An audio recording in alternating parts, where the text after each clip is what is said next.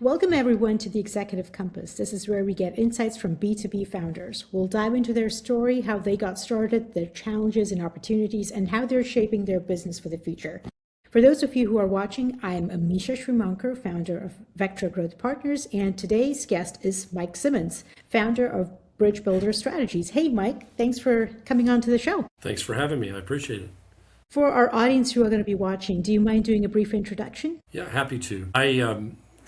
I'll tell you a little bit about my background because I think it helps lead into why I do what we do. I started my career at Eli Lilly and Company and was there for 30 years in a variety of different functions. The last 11 of that, I worked in Lilly's corporate affairs group, and my role was to work with nonprofit groups and professional groups to be able to help tackle challenges that really helped or that really kept patients from being able to get the meds that they needed and kept physicians from being able to treat the diseases that the company was interested in. And so my goal was really to be able to work with those groups to be able to help address those challenges and overcome those barriers. And so I finished that part of my career at the end of 2017.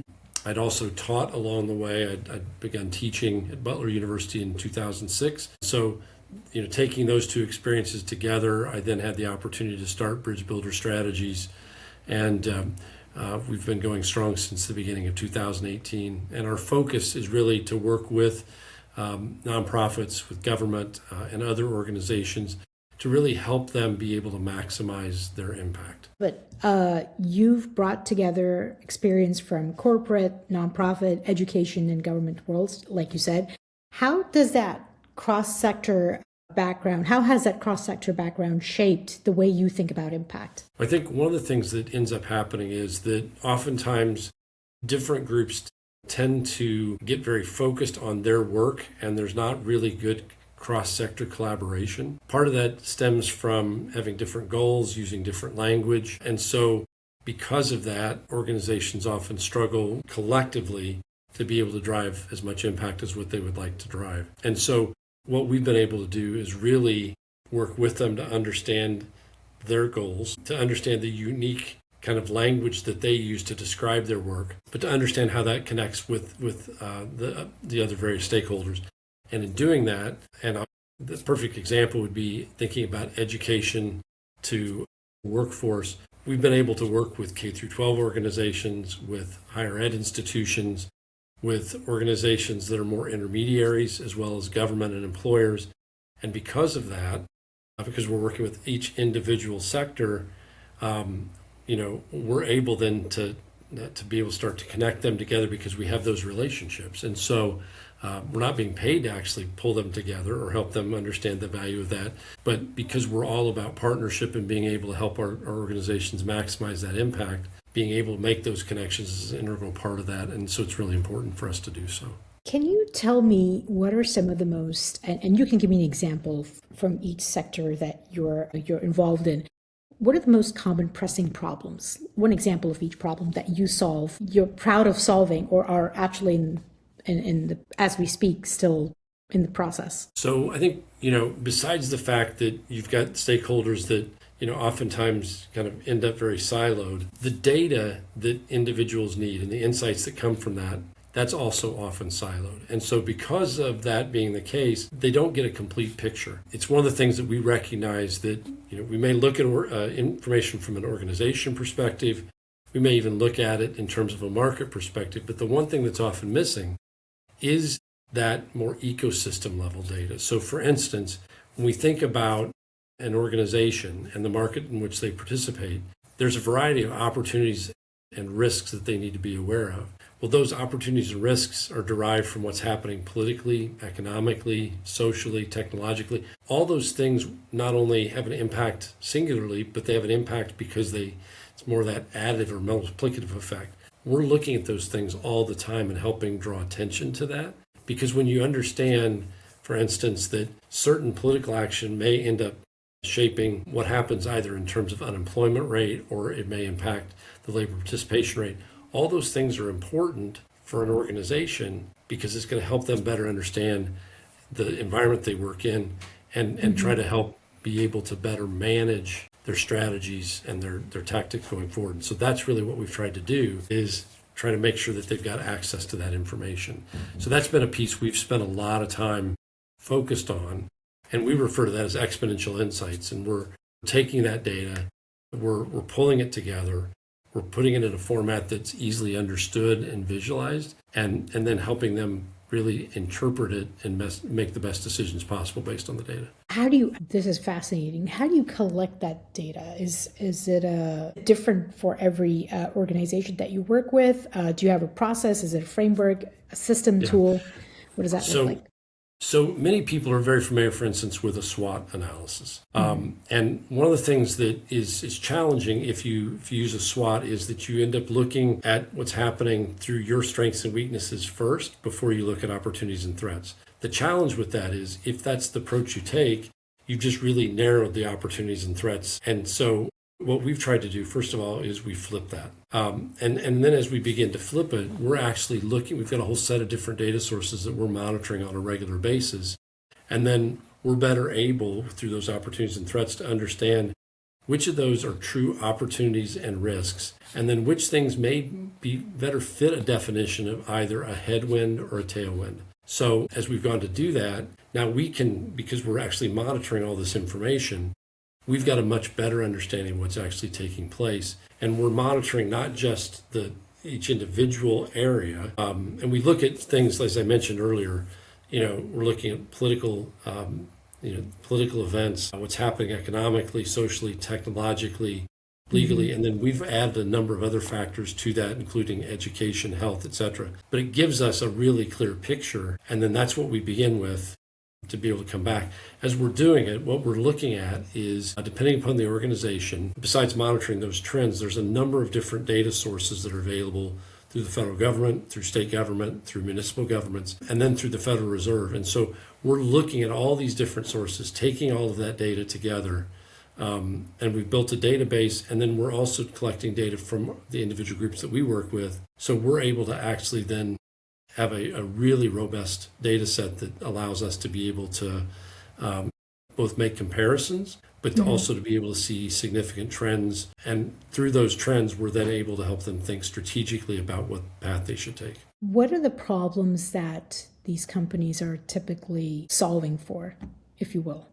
In many cases, because we've started with nonprofits first, and then we began to work with government. We're also doing work with educational institutions, with faith-based organizations, and as I referenced, we're just now starting to move to the private sector. Many of the organizations that we're working with are challenged from a funding perspective. Each one of those we've seen over the last several years, and I think really it began prior to COVID, and I think it was exacerbated during COVID, is if you're doing fundraising, all of that has changed. As society ages, obviously young people who've just graduated with a significant amount of college debt may be able to contribute less. And then you've got people who are 11,000 baby boomers every day turning 65. So as they leave the workforce, they may have been significant givers while they were employed, but now they have less means. And so we've seen a lot of changes in terms of funding streams. I think the next thing that we're about to see, it's going to be very significant. Everybody talks about AI, but the biggest change that is coming is what's going to happen in terms of population and just overall demographic changes. Interestingly enough, we began to see birth rates start to drop in the late 60s, and they've appeared to be constant over time, but they've appeared constant because of what's happened with immigration. Immigration's really been kind of the great equalizer. But globally, we're seeing dramatic changes as well in terms of just birth rates. And so that's going to ultimately impact what happens from an immigration perspective. So ultimately, the pipeline into the workforce will decline. The drain out of the workforce through those that are retiring and who turn 65 every day and leave the workforce, that's going to be a significant factor. And so with all the concern that's been raised about AI and the damage it may do to the workforce, actually it may be able to help us be able to mitigate some of the effect of what I just referenced in terms of the population change. Wow. So not looking very hopeful in the future. Well, I think it is actually very hopeful, because I think this is where we can actually use the tools that we have available to us. Work may look very different in the future than it does today. And I think, one of the things that actually gives me hope is how technology can come alongside and help us actually mitigate these effects. I think if the technology was not available, much like, if we think about, the use of Zoom and Teams and others, if that had not been available during the pandemic, it would have been a very different story. So I think this is a case where I really believe that technology has the opportunity to be able to come alongside and help us be able to mitigate these effects. I love it. I want to talk about what I found that you guys engage in is the 5I engine. Yes. 5I engine is a core part of your firm's methodology. Can you walk us through the 5 I's and how they show up in real engagement? Absolutely. So one of the things I referenced just insights earlier, just how we try to use those insights. And so as we're working with groups, we recognize that everything starts with that foundation of knowledge and insights. And we were very deliberate in terms of using the term insights as opposed to data. Data is really the raw material that's used to generate those insights. We oftentimes get hung up on how much data do we have, but if it's not really used, if we don't extract those insights, it really is not very useful. So that's where we started with insights. The next piece that we determined was really important was infrastructure. And so that infrastructure, we've defined that rather broadly, but it includes strategies, it includes programs, it includes your workforce. Really, have you built really the right infrastructure to be able to both take the information and the insights that we're able to derive to really then, move forward and actually achieve the impact that you would like to achieve. The thing that we oftentimes identify through an assessment of both the insights and the infrastructure is that for where an organization wants to go, there's an opportunity for us to be able to apply innovation. Really when we think about innovation, it's using things like design thinking, being able to use tools like what I described earlier, really kind of thinking broadly. The business model canvas is another that we've used, really trying to get people to think about what ways can we address this. It may be through different ways of working. It may be through actual products. One of the things that we've tried to do is help organizations recognize that as they develop a tool or a solution, one of the means of revenue going forward may actually be to license that to other similar organizations. So it's a different way to approach some of the challenges. The fourth of the 5 I's is integration, because at that point, we really need to be able to take the insights that we've derived, what we know in terms of the overall infrastructure and the information we generate from that, and the innovation. It all needs to be integrated back into the organization so that that organization is able to be most effective. That's really about change management and trying to help organizations think about how do they drive that. And then the last piece is implementation. So it's really thinking about those core functions. How well are you actually carrying those forward? And the goal with this is that it actually serves as a flywheel rather than just a linear process, because as we're going through this, once you get to implementation, you're right back collecting additional insights, because what you've done is changed from before. And so by being able to understand that, it starts to give us a much clearer picture and allows us then to be able to determine what new insights do we need to add, and then we go through that whole process again. The one thing I would just add is we've been really deliberate as we've worked with organizations around partnering, because as you can imagine, we can take them through this process. For the first time they go through it, it's very unique to them. Even as they go through it a second time, they really want to take part in the process rather than leading the process. And so that's why our goal is to really be able to come alongside them as a partner and help them be able to actually implement the tools and the frameworks that we have to help them derive greater impact. Which of these 5 pillars tends to be the hardest for organizations to get right and come around that you have found? I think for nonprofits, I think the insights piece was probably the thing that's the hardest. And the reason is that it goes back to my comments around the use of the word data. If you work in a nonprofit, oftentimes data for you means it's data that somebody else wants, that somebody else is requesting. And so it really becomes something that's seen as onerous, not something that's seen as useful. And so it's really kind of helping them change that mindset and understand, how do I take this? How do I use it? And I think the other piece that's really can be difficult on that front as well is helping them understand that this isn't about just assessment. Because again, as data is being collected, oftentimes it's to assess a grant and how well that grant was implemented. And so once you start to talk about data, their perception is that you're trying to assess me, and if I don't do well, do I have to worry about losing my job? And these are people that are very passionate about what they do. And so it's helping them understand, no, it's not about that at all. It's really about, with what you're doing, do you know whether it's working or not, and when to make adjustments?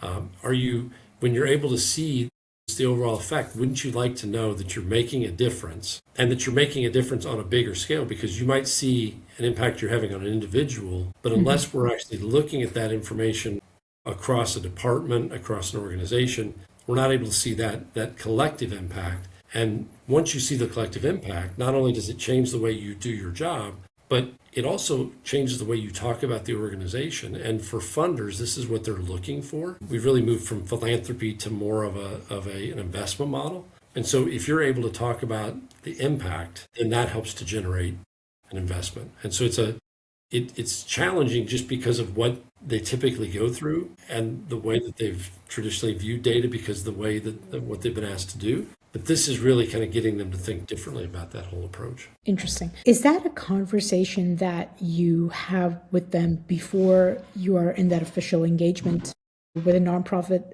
Because you've seen that happen so many times, you kind of know that this is what we're going to be bumping up against. And is that a easy conversation to have? Are they more open to it?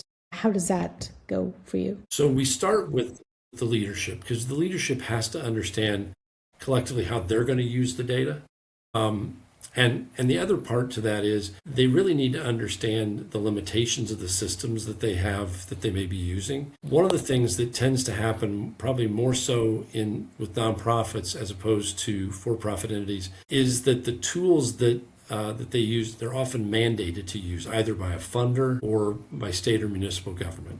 And so because of that, they may not be using software that's the easiest to use. Most of the time, it doesn't talk to one another. And so, in a sense, if you think about all the information they have, it's almost like in separate buckets. And so in order to be able to get it to work, somehow you've got to be able to take things from each of those buckets, combine them in the right proportion to then generate something that's usable at the end. And so what we want them to understand is that we understand this process, and we understand the challenges that they face, but we're also very relational, because we want to understand what goals do they have at a higher level, what goals do their people have that are on the front lines, and that way we can actually create things that are most useful to them and not something that's just going to take up a lot of time.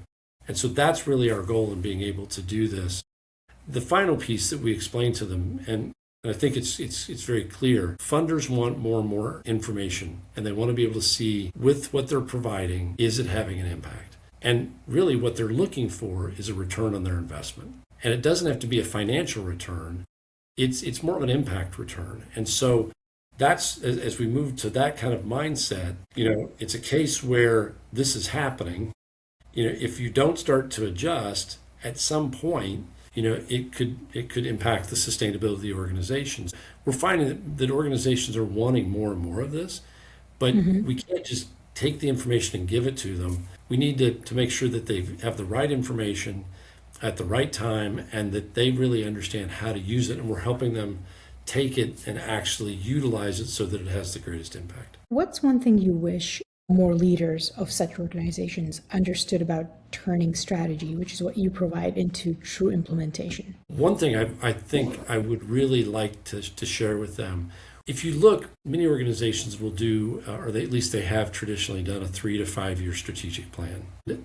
That's, if you think about, beginning with COVID, and it's not that long ago that took place. I mean, here, 2026, saw that in 2020, so it's 6 years ago. And then because it lasted into 2021, if we did a 5-year strategic plan, that means we're going back into 2021 and we're trying to pull all of that forward. And so you think about the fact that we've had COVID, we've had 2 different, administrations at a national level that are very different. Some states may have changed governors, elected leadership, et cetera. So, and then on top of that, all of this happening with AI that we're seeing take place. And then what I referenced earlier in terms of these demographic changes.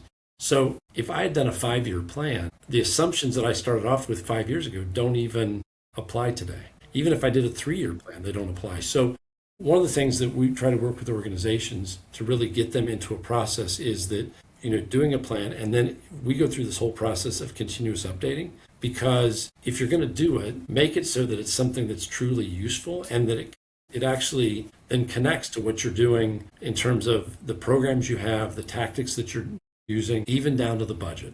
Because when you can do that on a regular basis, then it's going to be a lot more impactful. But if we try to use these longer time horizons, which at one time there wasn't as much, kind of chaos or churn, but today things are moving so quickly that we just need to be able to better adapt. And so that's a conversation that we're oftentimes having with organizations. And they will tell you, as we have those conversations, they see the challenge, and they don't want to do something that's only going to be useful for 6 to 18 months. They want something that they're going to spend the effort. They want something that's continually useful. So that's a regular conversation we're having. Yeah. I want to kind of switch tracks to bridge builder strategies as a business, as a company. And every growing firm has a good problem that it's trying to solve, right? What's one challenge, capacity, positioning, or something else that, if solved, would accelerate your impact? So I would say 2 things.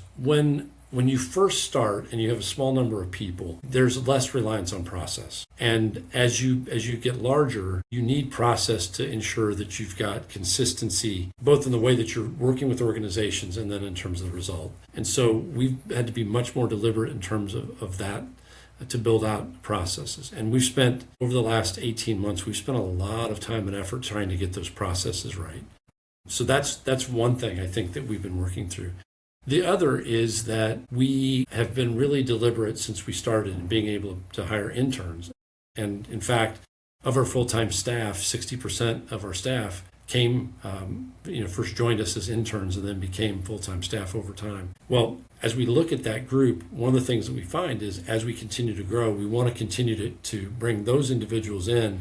But there's also a need for other people who have, certain expertise that we're trying to bring in. So it's how can we make sure that as we bring those different groups together who've come to us, from different sources and through different paths, that they come together and they actually can work well together. We've managed to work through, and I think are very effective in terms of having a multi-generational workforce. But I think the next piece is really kind of thinking about where do they come from and then trying to help continue to make sure that our culture stays sound. Yeah. And Mike, tell me about what does growth mean to you in a mission-driven firm like yours? Is it bigger clients, deeper community impact, broader geographic reach, or something else? So it's interesting. We've basically kind of gone through 3 phases as a company. The first phase was very dependent upon healthcare, as you might imagine, with me having come out of Lilly. And then we began, following the pandemic, to really focus on data, and data became paramount to everything that we do. At the end of last year, we made the determination, given where we were trying to go with strategy and workforce as well as insights, that some of the work that we had done previously with in the healthcare realm, that no longer made sense. And so we've really worked to try to continue to change that direction. So as we're moving forward, one of the things we're looking to be able to do is to really expand beyond Indiana. Healthcare work, we had a national footprint. As we began to do these other pieces of work, that's been much more focused on central Indiana. And we're now beginning to have conversations with people across the state of Indiana into Ohio. Everything that we are doing is certainly something that can be done and would be valued in all 50 states. And so for us, it's being able to both create awareness about what we're doing, as well as for us to continue to be able to scale to meet the demands that will come as we begin to expand. My goal in making all of this and trying to drive it forward was to not set limits on it. I never said that I wanted to have a firm that was either a certain size, either by numbers of people or by revenue. And so I think what we've seen is that there is a substantial need and a market for what we're trying to do. And so we certainly want to be able to meet that need. And I think what drives us is that it's really about helping deliver impact. We recognize that, as a group, what drives us is being able to do well by doing good. We're not driven solely by the revenue we can generate. Being privately held, we're not having to worry about things that publicly held firms have to concern themselves with. So as we're trying to do it, it's really trying to drive impact first, recognizing that that we'll do well over time because we've done the right thing. It is for most organizations putting impact first and revenue second. Mike Simmons, this has been a fantastic conversation. Thank you so much for sharing everything that you do, the impact that you're creating through your company, through your organization, and the impact that you're leaving and the legacy you're creating. It's really been wonderful to hear. Thank you. It's been a pleasure to join you this afternoon.